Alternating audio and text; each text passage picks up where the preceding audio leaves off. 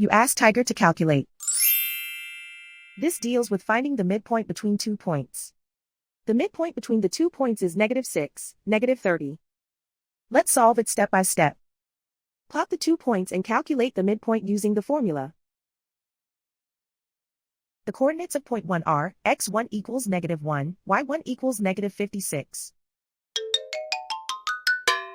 The coordinates of point 2 are x2 equals -11, y2 equals -4.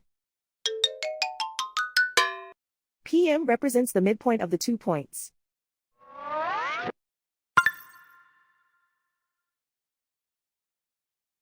Use the x values in the midpoint formula to find the midpoints x. x1 equals -1.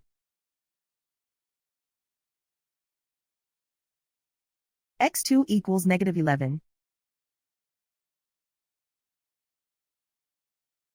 Simplify the arithmetic.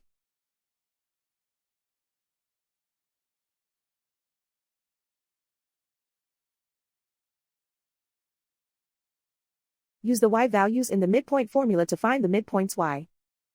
y1 equals -56. y2 equals -4. Simplify the arithmetic.